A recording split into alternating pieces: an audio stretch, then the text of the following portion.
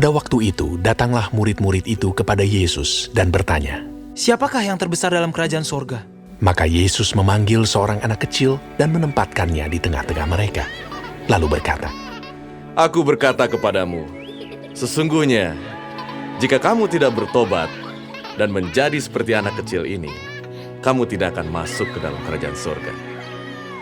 Sedangkan barang siapa merendahkan diri dan menjadi seperti anak kecil ini, dialah yang terbesar dalam kerajaan surga. Dan barang siapa menyambut seorang anak seperti ini dalam namaku, ia menyambut aku. Tetapi barang siapa menyesatkan salah satu dari anak-anak kecil ini yang percaya kepadaku, lebih baik baginya jika sebuah batu kilangan diikatkan pada lehernya, lalu ia ditenggelamkan ke dalam laut. Celakalah dunia dengan segala penyesatannya. Memang, penyesatan harus ada, tetapi celakalah orang yang mengadakannya. Jika tanganmu atau kakimu menyesatkan engkau, penggalah dan buanglah itu. Karena lebih baik bagimu masuk ke dalam hidup dengan tangan kudung atau timpang daripada dengan utuh kedua tangan dan kedua kakimu dicampakkan ke dalam api kekal. Dan jika matamu menyesatkan engkau, cungkilah dan buanglah itu.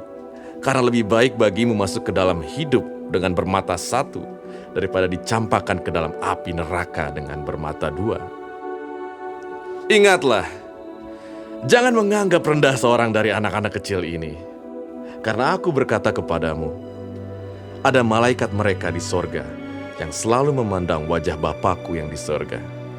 Karena anak manusia datang untuk menyelamatkan yang hilang. Bagaimana pendapatmu? Jika seorang mempunyai 100 ekor domba dan seekor di antaranya sesat, tidakkah ia akan meninggalkan yang 99 ekor di pegunungan dan pergi mencari yang sesat itu? Dan aku berkata kepadamu, sesungguhnya jika ia berhasil menemukannya, lebih besar kegembiraannya atas yang seekor itu daripada atas yang ke-99 ekor yang tidak sesat. Demikian juga Bapamu yang di sorga tidak menghendaki supaya seorang pun dari anak-anak ini hilang. Apabila saudaramu berbuat dosa, tegurlah dia di bawah 4 mata. Jika ia mendengarkan nasihatmu, engkau telah mendapatnya kembali. Jika ia tidak mendengarkan engkau, bawalah seorang atau 2 orang lagi, supaya atas keterangan 2 atau 3 orang saksi, perkara itu tidak disangsikan. Jika ia tidak mau mendengarkan mereka, sampaikanlah soalnya kepada jemaat.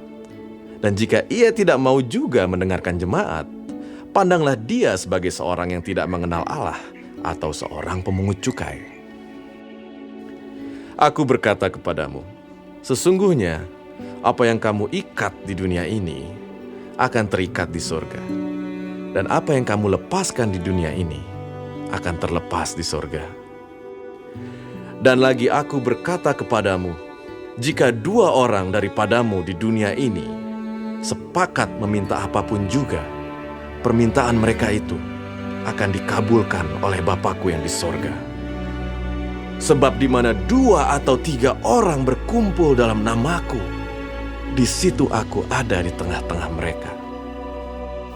Kemudian datanglah Petrus dan berkata kepada Yesus, "Tuhan, sampai berapa kali aku harus mengampuni saudaraku jika ia berbuat dosa terhadap aku?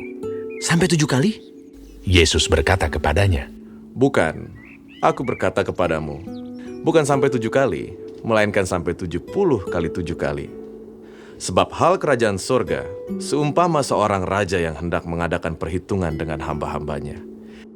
Setelah ia mulai mengadakan perhitungan itu, dihadapkanlah kepadanya seorang yang berhutang 10.000 talenta. Tetapi karena orang itu tidak mampu melunaskan hutangnya, raja itu memerintahkan supaya ia dijual beserta anak istrinya dan segala miliknya untuk membayar hutangnya. Maka sujudlah hamba itu menyembah dia.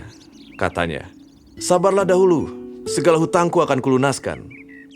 Lalu tergeraklah hati raja itu oleh belas kasihan akan hamba itu, sehingga ia membebaskannya dan menghapuskan hutangnya. Tetapi ketika hamba itu keluar, ia bertemu dengan seorang hamba lain yang berhutang 100 dinar kepadanya. Ia menangkap dan mencekik kawannya itu. Katanya, bayar hutangmu. Maka sujudlah kawannya itu dan memohon kepadanya, "Sabarlah dahulu, hutangku itu akan kulunaskan."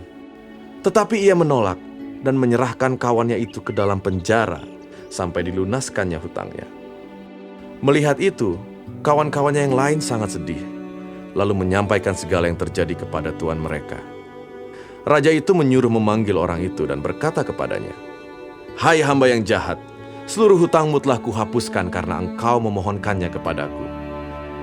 Bukankah engkau pun harus mengasihani kawanmu seperti aku telah mengasihani engkau?" Maka marahlah tuannya itu dan menyerahkannya kepada algojo-algojo sampai ia melunaskan seluruh hutangnya. Maka Bapakku yang di sorga akan berbuat demikian juga terhadap kamu, apabila kamu masing-masing tidak mengampuni saudaramu dengan segenap hatimu.